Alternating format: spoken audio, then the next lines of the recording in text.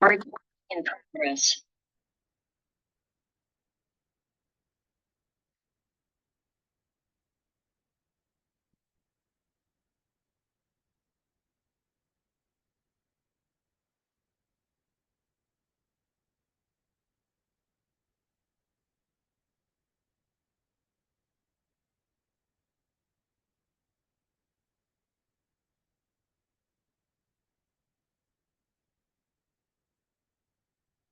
I can see. Did you just send a message or? Okay,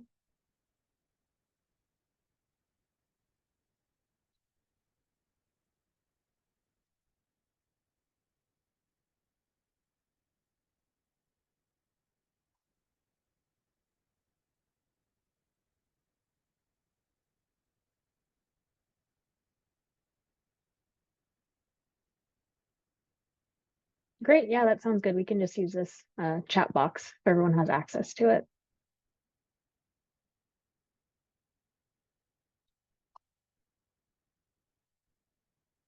Great.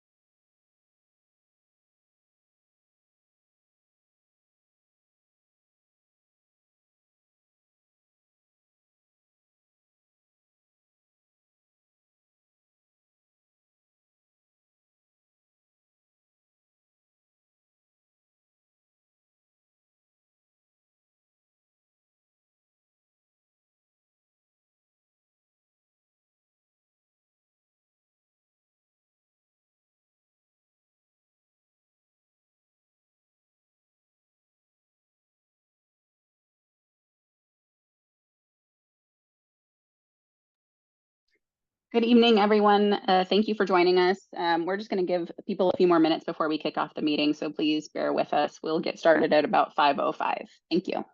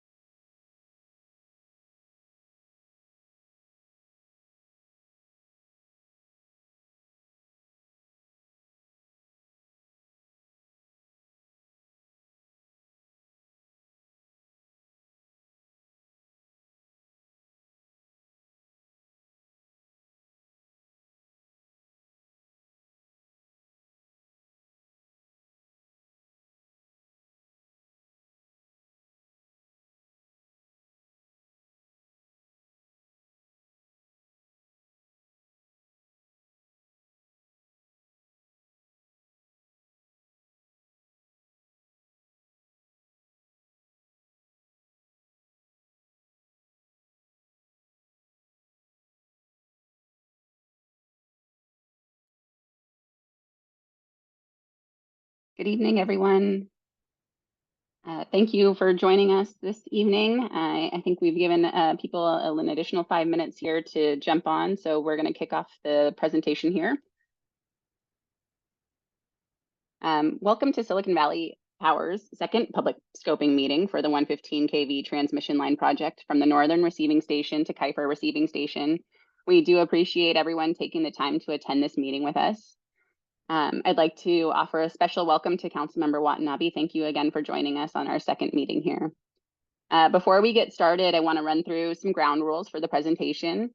First, please be advised that we are recording the meeting. We will have a Q&A box throughout the presentation available to ask any questions at any time. We'll attempt to answer all of these questions on the call today. However, if we are unable to answer, we will respond directly. Written questions will be visible to all attendees, and we will have staff monitoring questions throughout the presentation. If able, they will respond in writing for everyone's visibility. If you wish to ask a question verbally, please use the raise hand function, but please do wait until the Q&A section near the end of the presentation. We'll call on you at that time. Although we will be answering questions on this call, if you have questions or comments that may impact the project or that you do want to include in the environmental scoping document, please submit these via email or mail. The contact information will be provided at the end of the presentation, and it is also available on SVP's project website. Next slide, please. So I am Allie Jackman. I'm the Principal Electric Utility Engineer overseeing system expansion for Silicon Valley Power. We have a large group of representatives for this overall project team on the call today, consisting of SVP team members. We have AECOM representatives, which include the program and project management team for the SVP system expansion projects. We also have ECI, who is our engineer of record for this particular project. And we also have Aspen Environmental Group, who is performing the CEQA analysis for this project as part of our environmental contractor. Thank you. So moving into the meeting agenda, we have already gone through the brief welcome and introduction. I'm going to touch on the purpose of the meeting. We'll go into the description of the project and its need, the routes that we considered in the preliminary design, the CEQA process for the project and schedule, and then we'll open it up for Q&A and public comments. So the purpose of the meeting, why are we here? We are here right now at the very beginning of the process to let you know about our proposed project and the environmental review process. We plan to gather your input to help scope the issues that SVP will need to consider in our initial study. You as residents and employees within the city know the project area best, and we hope that you'll help us to identify any concerns or areas of potential controversy. With that, I will pass it on to Brad Stringham with ECI to present on the project as a whole. Thanks, Allie. Good evening, everyone. As Allie mentioned, my name is Brad Stringham with Electrical Consultants Incorporated, or ECI, engineer of record for the project, the design of the transmission line from Northern Receiving Station to Keifer. I've also got on the line with me Aaron Pickett and Oliver Barris, who are with ECI, who are part of the design team. So I'll talk through some of the design as well as the various options we looked into for the design of this transmission line. The picture on the right shows the general routes that we analyzed, which I'll dig into a little more detail throughout the presentation. But from a high level, the purpose of this is to construct a new 115 kV overhead transmission line about 2.2 miles in length between SVP's existing Northern Receiving Station and Keifer Receiving Station. Although the line is going to be energized 115 kV, it is to be designed and constructed potential future expansion and capacity. Next slide. So this project is necessary to support the already approved and future construction projects requiring some additional electrical load growth in the Santa Clara area, and of course, to increase reliability of the existing systems. Various substations around the city have differing load requirements, and this transmission line will help to distribute loads to levelize power as needed. With the implementation of this project, SVP is aiming to increase their capacity from about 819 megawatts to about 1,200 to 1,300 megawatts once this project is complete. So without this project, the capacity will be limited. We've identified a few key items as shown there in the bottom of the slide that we'll discuss a little more in this presentation. So as shown, there were 3 routes considered as part of this assessment. We made a determination of which was most feasible, which would meet the required schedules. So you can generally see, you know, some of the key items and considerations that we made in this assessment to meet the SPP demands. The biggest one, of course, is completing the project by 2028 to meet the existing project requirements. Route A, as we'll present it here, is the proposed route that meets that scheduled timeline. And routes B and C were considered but eliminated due to the various reasons that we'll discuss next. You know, we have a general overview here, and we'll continue to explain it more as we move on. So yeah, Route A we'll touch base on here in a bit, but first we want to go into more details of why routes B and C were eliminated. So Route B, as you can see there on the right side of the screen in orange, would require paralleling the railroad in a portion of the line. And this requires potential mitigation with induced voltage along a metal railroad, as you can imagine. We cannot put the line in adjacent properties along this route segment because we do not have the space or the right-of-way to do so. And a portion of this line segment would actually have to be inside railroad right-of-way, with the main concern there being required extensive easement negotiations, coordination, and permitting with the UPRR. If we're pushed off of industrial onto private land, that would also incur additional easement costs and schedule concerns. Route C, shown there in red, the challenge associated with this line is there's a lot of existing 60 kV transmission line along this route. So to replace structures where there already is infrastructure causes challenges and concerns to take lines in and out of service. And there's also easements that would need to be expanded due to the larger voltage transmission line that we placed in place of that 60 kV line. And then, of course, it's a longer line segment requiring more cost and longer constructions and durations. Route C as well, due to some of the permitting challenges there following along the Santa Moss Creek, we're not sure from a permitting standpoint that it would even work from a permitting and acceptability standpoint. Next slide. So to jump in more on Route A, the preferred route, it's broken up into 2 main segments. There's a northern segment from NRS to Agnew and a southern segment from Agnew to KRS. For the northern segment, we investigated overhead and underground transmission line options, and we'll go into that in the next slide. There are portions of the existing line that would be replaced, but much shorter in length than compared to the Route C that I mentioned in the previous slide. Right now, we're also working on subsurface investigations to ensure that there aren't any conflicts with the line segment in this area. So Route A, option 1, talking about the overhead segment. A few key items we'll focus on include the chosen route for this first segment is install poles in the median of Lafayette. The primary purpose of this is because of residential development on both sides of Lafayette. It would keep those poles out of and away from those residential developments.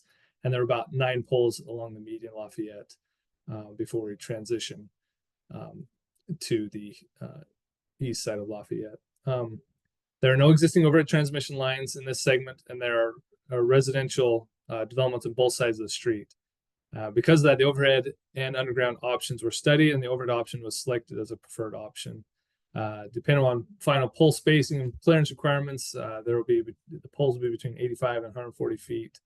When we look at overhead versus underground, there are some limitations of underground, such as not as much power that can be transmitted, and which will affect the overall power needs and goals of the project as mentioned.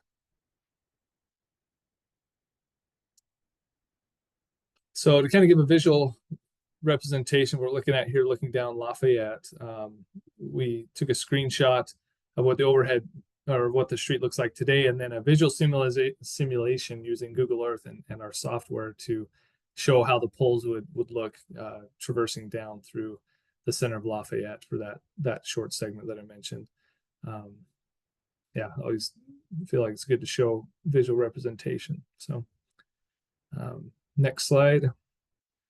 So to speak a little more on the underground challenges, the constraints, one of the big concerns is with the underground line is that construction takes a lot longer with underground lines, especially as it traverses down through a busy street like Lafayette. With the line being underground, all the existing utilities, as shown on the picture on the right, would have to be designed, installed, and coordinated with the utility owners to gain acceptance of and near these lines. And of course, concern of construction to impact them negatively during construction. As opposed to an overhead line where a single location of a pole would be considered and the distance from that existing utility. One of the largest challenges also be the relocation of about 300 feet of two gas main lines for both PG&E and DVR. Our experience has shown in working with PG&E that we will not be able to meet the 2028 deadline with the requirement to move that gas line. There's of those 25 utilities located here on the notice or identified here on the right, there's at least one location where multiple existing underground utilities in close proximity would need to be may not meet the required space requirements for the underground line to pass through. Slide. So with the continuing with Route A option 2, the power flow is also a major concern. As a result of going underground, we could deliver about 83% of the power of what an overhead transmission line could. The power delivery constraint is typical for underground projects due to heat dissipation through the underground materials. The same sized 115 or 230 kV line will not deliver the same power as what an underground line, the overhead line can deliver more power than what the underground line could. You think of the overhead line and the aesthetics with that. It should be noted, as shown here on the right, the overhead riser structure that would be needed as part of the underground line. There would be a riser structure on either end of the underground line as it transitions, of course, from overhead to underground. And this is a picture of an actual underground riser structure, they call it, just north of Santa Clara. Shows the various equipment that would be installed as a part of that. Riser poles also take up a lot of real estate, and they would also be tall in the order of magnitude of 90 to 120 feet. So in comparison of the options for the northern segment with overhead and underground, it becomes apparent that the preferred option is to go overhead due to meeting schedule, load capacity, as well as future growth. The overhead line will have less of an impact on the public during construction, mostly due to the need to, like I mentioned, excavate portions of the underground line along Lafayette to install the underground transmission line. As well as, cost is definitely a factor there. Underground is more expensive than overhead. To go into detail on the structure configuration of why option 1 is preferred. On the right is an example of a typical what we call dead end structure for the transmission line. Shows kind of how not only can we install this 230 or 115 kV transmission line in the first phase, we're also providing provisions for a future 115 kV transmission line in areas that don't already have existing 60 or 115 kV lines there. There's, the overhead also provides approximately 20% more power than the underground. And then one item that should be noted is with underground maintenance or replacement due to potential failures that might happen in the underground line. One of the challenges is it takes significantly more time to put an underground line back in service, assuming you have the right equipment and the material in hand, which can be a long lead item or very expensive, which obviously becomes critical in emergency situations. So now touch base on the southern segment of Route A.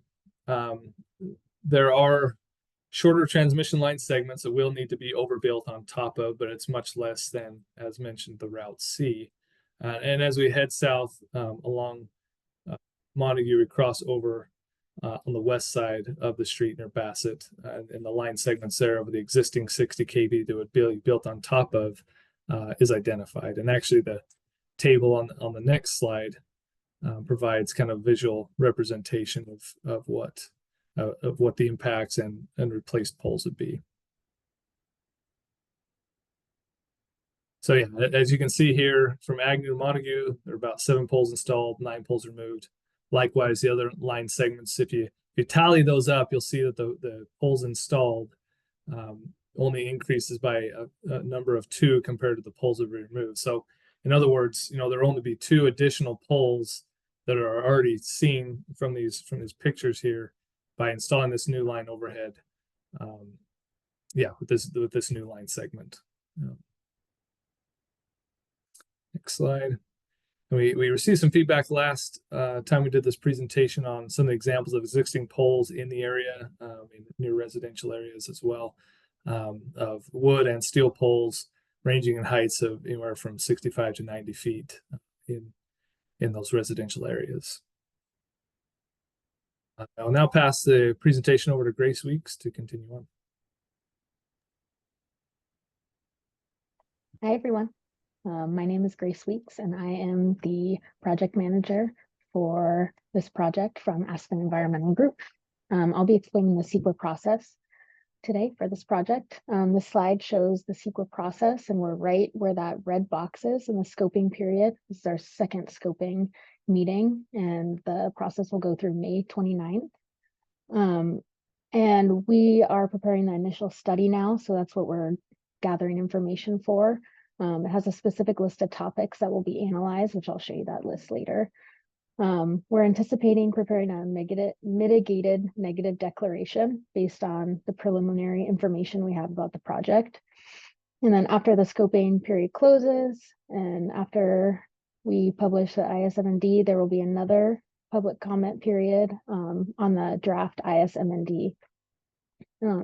After that, then we incorporate all of those into the final ISMND, and it goes on to City Council for consideration. Next slide, please. So this is the schedule that we have now. We're currently where that red box is, scoping. We'll take the comments that we received during the scoping process and put them into the ISMND we're preparing. The draft document is expected to be published between June and July of this year, which, as I said before, will be followed by another opportunity to comment on the document.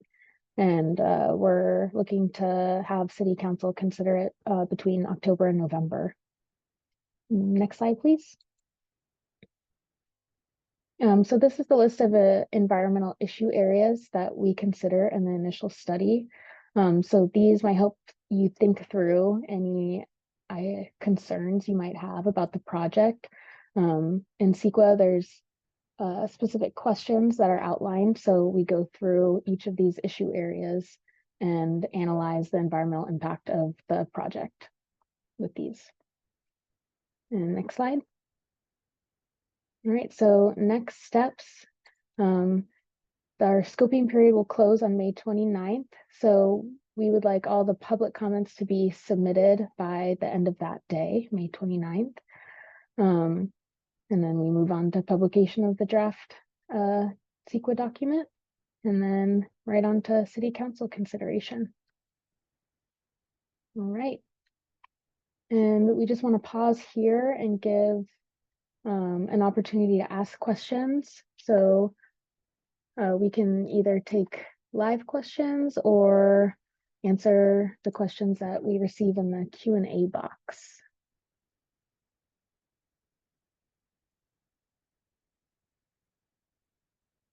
All right, let's see. So does environmental impact report include EMR levels on Lafayette? So CEQA doesn't take into account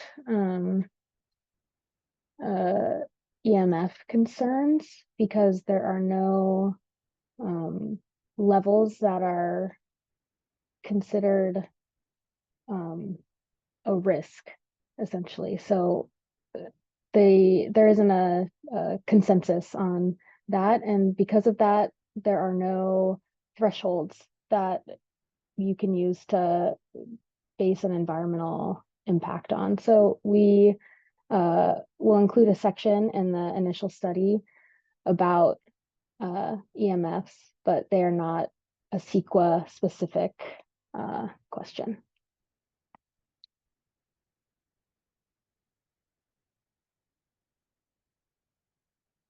Let's see.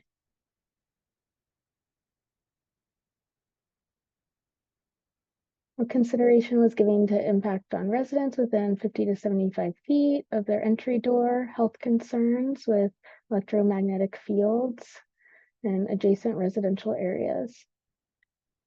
Let's see, Brad, did you want to take on this question? Yeah, I mean, kind of as mentioned, we can do and have done EMF analysis on transmission lines in the past. It's been our experience, as Grace mentioned, that you know, there is an agreement among scientists, and of course we can, you know, provide some of the sources that we have as well for that, among what poses significant health risks with EMF exposure. You know, we do run some analyses of transmission lines compared to other, say, household equipment. You know, some of the data that's out there actually shows, you know, say microwave ovens, if in close proximity, are 10 times more impactful than, say, a 115 kV transmission line.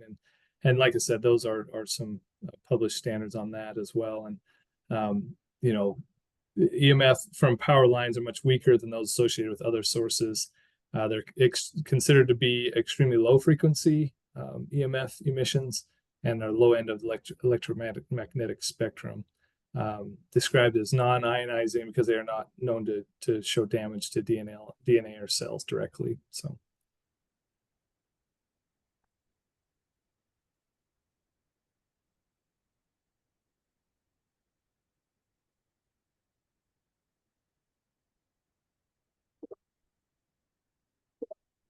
Okay, lots of questions. I'll start from the top. There's a question: how do you weigh schedule versus resident concerns with overhead line? I'll start with that, but anyone can chime in on our team.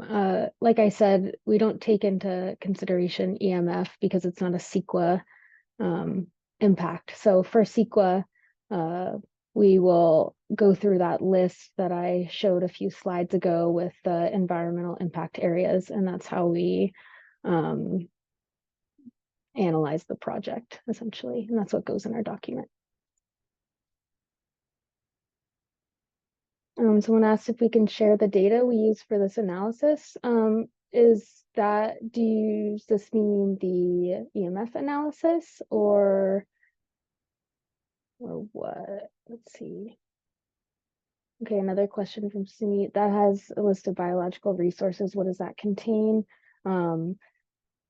Any biological resources in the area, and there will be an arborist report. So when we publish that document, there will be a long list of species that are present or could be present in the area.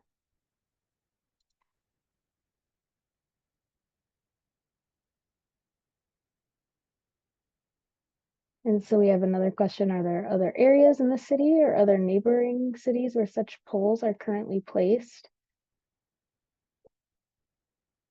So we included some existing poles in residential neighborhoods, some photos of those in the presentation. Sorry, Brad, did you want to say something? No, sorry. Yeah, it's just mentioning there are some transmission line poles in other residential areas. Like I said, we provided that picture. There are other locations that we couldn't fit on the slide. So yeah, there are locations where poles similar like this are installed. There is one segment with it down the median as well, just north of Levi's Stadium there.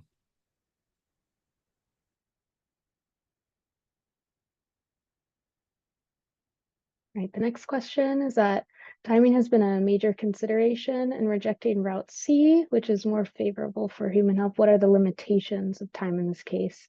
And if there could be expedited permitting? Yeah, the unfortunate part about the permitting is we have direct experience and are still dealing with projects right now with the same entities, is that we don't have control upon their timelines. And things have been pushed out significantly and still aren't actually finalized, that have been in the works for years now. And so that was our main concern there of following along with Route C. The creek is there is no published required timeline for them. And SVP needs to, meet that 2028 date to hit their load growth.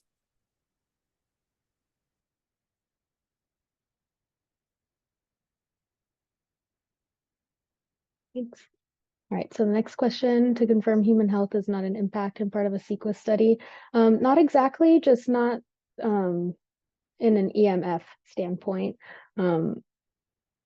Human health impact is not an environmental issue area, but the environmental issue areas do touch on their impacts on humans. So it's not from the human health impact perspective, I guess. And to take that from a, say, transmission line perspective too, as far as the structures, the line is designed to the latest national and state code requirements, including wind and ice as applicable, loading, and then during transmission construction, of course, the contractors work on these transmission lines are licensed professionals who are trained in safety and construction of transmission. So. Great. And the last question we have for now, the data asked was for the EMF study. Brad, I know you talked about those EMF studies. We also have several references for EMF studies that will be in the initial study, which will be referenced in the ISM&D. Right, and as mentioned, with the data we have, we don't see the need to run that study. However, like I said, if we do, it would be later in design after the structure configurations are finalized and pole placements are finalized. Right. All right, the next question is the presence of the railway track adjacent to these lines posing a possible additional accident threat, taken into consideration environmental impact. So with the portions along Lafayette, there are existing lines there, and the transmission line that we'd be installing would replace those poles and keep the same distance as is there previously, or currently, I should say. So I don't see any concerns there.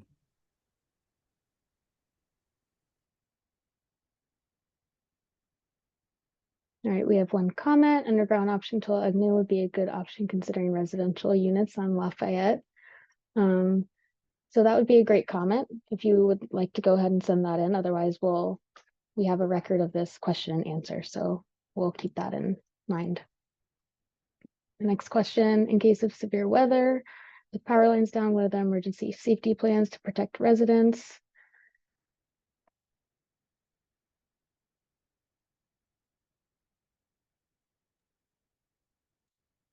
As far as there are, I can't speak to all the safety protocols that SVB has in place. Since we're designing the line, like I said, I can speak to the design and that it meets all the code safety requirements there. I'm not aware of the safety plan put into place should the line come down.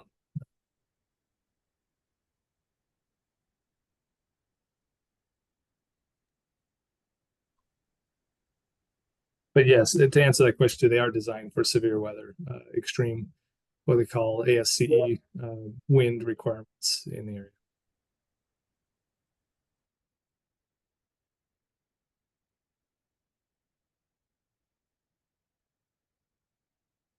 All right, the next question, is there a reason why power lines cannot be placed on the side of Lafayette closer to the rail lines rather than the median?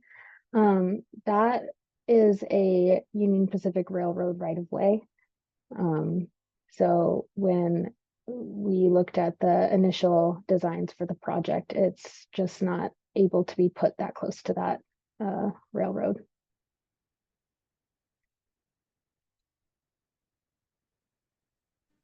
Someone asked, what is the weight of each pole? I'm not sure the weight of each pole. Bradley, would you know?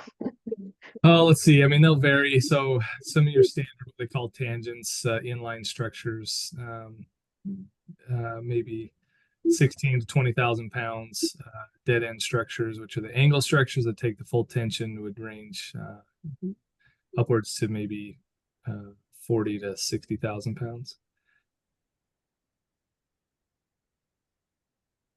Hi, this is Albert Sines with SVP. I just want to comment back on the question on the line down in Lafayette. SVP has a 24-hour manned operations center that monitors our systems.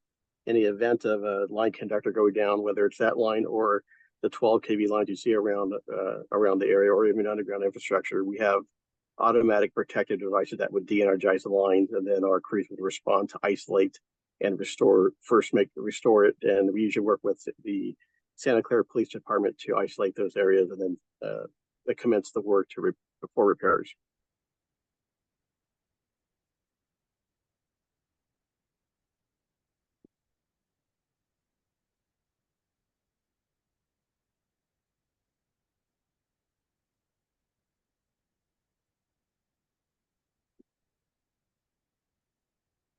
The next question is, there a plan to improve collaboration between Valley Water and SVP to expedite the Route C implementation?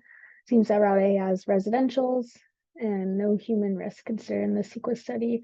I'll pass this on to SVP, but there's also along Route C, that's on the other side of the neighborhood. So it is, cutting the difference between one side of the neighborhood and the other. Correct. Thanks, Grace. Yes, this is Route C does have neighborhoods as well along the alignment. Route C is also the longest in length route and distance, as well as the longest for potential design, construction, and energization.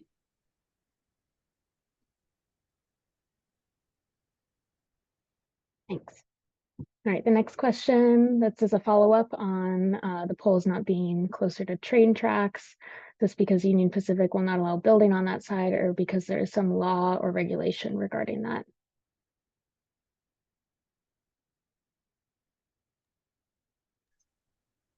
I'll take the first part of this. So Union Pacific Railroad is actually in the process of expanding and double tracking in the Agnew area. They do have a project that is currently underway in design. So they are protective of their right of way in that area right now, because they do plan to have a passing track installed in that area.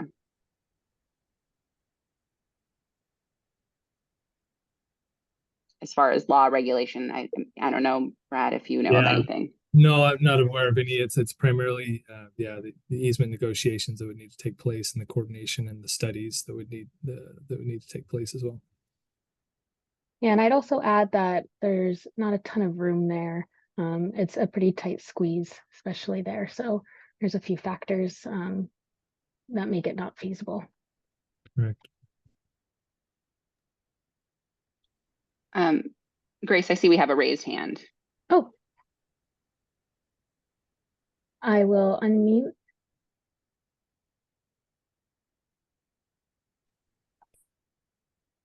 Hi, good afternoon. Kathy Watanabe. I've been listening to the questions and the presentation. I just wanted to let the residents know I appreciate all the questions and the comments, and that more feedback and participation meeting than in the previous meeting. So thank you for allowing this additional meeting for people to participate and ask questions.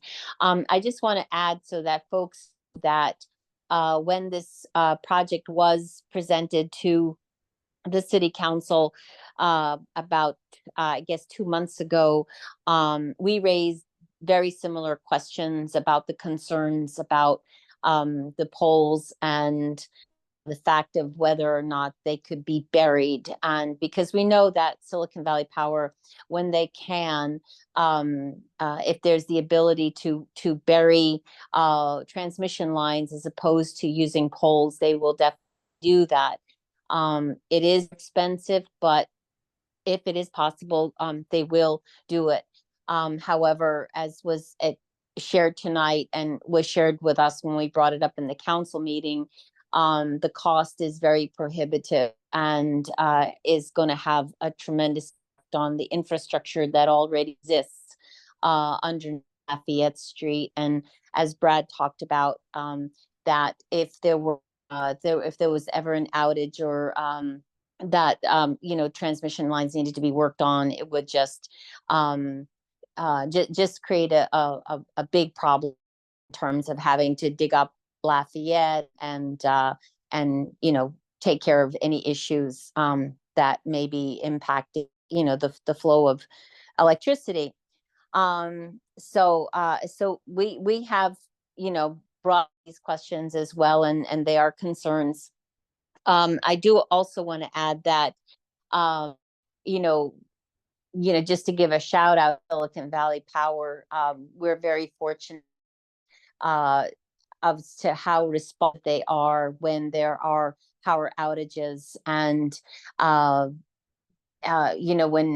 we hear about other cities around us that deal with PG&E and are on PG&E, especially during this last winter, and actually the winter before.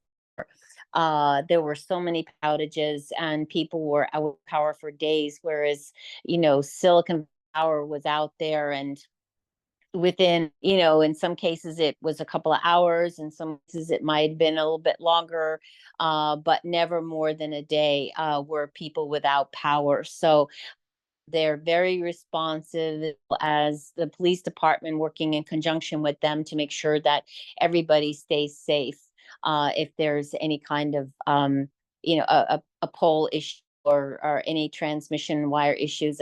But when it does happen, it's usually a Mylar balloon or eating the transit lines. So we haven't any major issues when it comes to electricity getting into the homes, and if there is an issue, it's very Silicon Valley Power is very responsive. So I just wanted to add those two things, and again, for the opportunity for folks to call in with their concerns and just explain, that it's still open. People can submit their questions and to make sure that we, that is heard and respond to. So thank you again.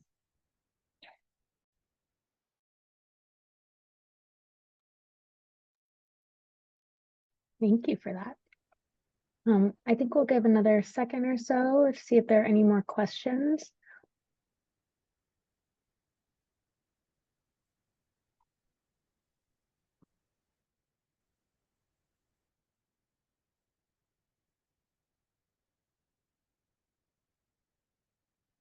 Otherwise, we can move on to the next slide and I can talk about the scoping comments.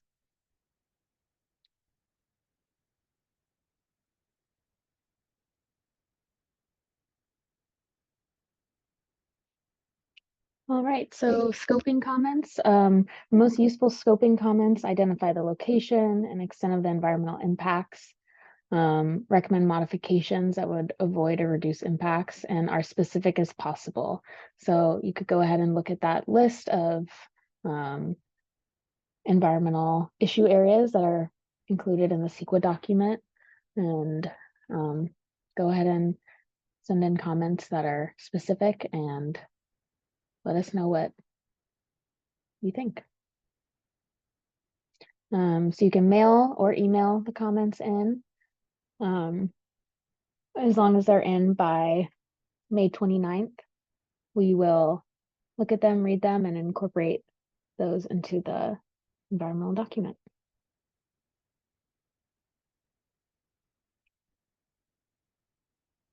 And if there are no other questions, then I think we can wrap up. We will stay on for a few minutes in case there are more questions or comments, but other than that, thank you everyone for coming.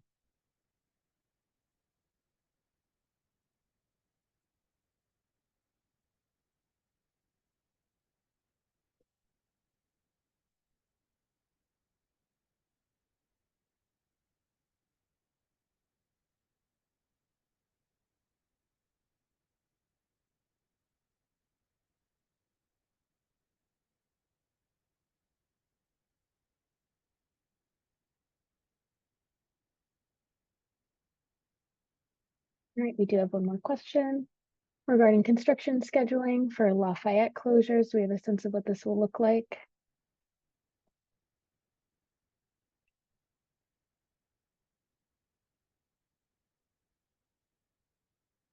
I'll start answering this question. There will be lane closures, and we will give prior notification and plan with the city. There will be temporary lane closures. If there is construction under Lafayette, it will take longer than overhead construction. Right. I think in one of the slides it put about 14 months if it was to be an underground transmission line, and I think about 9 months for the overhead. And yes, they go through an extensive traffic control plan.